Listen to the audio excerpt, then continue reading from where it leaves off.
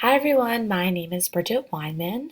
I was a social worker for a skilled nursing facility and rehab for about 3 years, where I was the primary social worker for around 200 residents.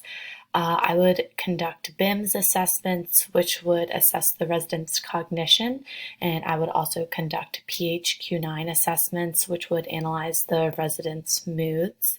It was here that I had my first professional experience with hospice by connecting the residents and their families to hospice agencies.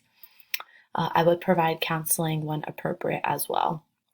I then worked as a client services manager for a pediatric home health company, where I was the liaison between medically fragile children and their nurses.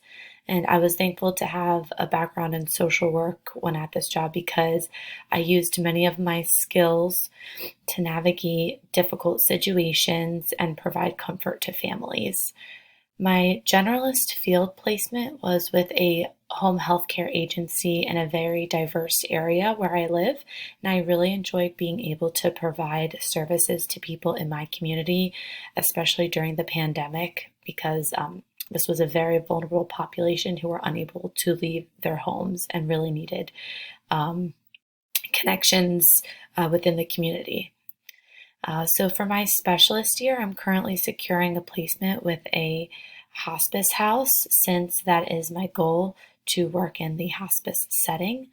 So some other goals I have is to become more knowledgeable with appropriate interventions and specifically interventions I can utilize when working with hospice patients and their families. A challenge I foresee is becoming comfortable with working with patients who are a bit younger and experiencing the end stage of life. But I hope with this course, learning more about clinical social work with individuals, and eventually within my field placement, I will become more comfortable with this situation and scenario. So I can't wait to watch all of your videos and to continue this class together. Thank you.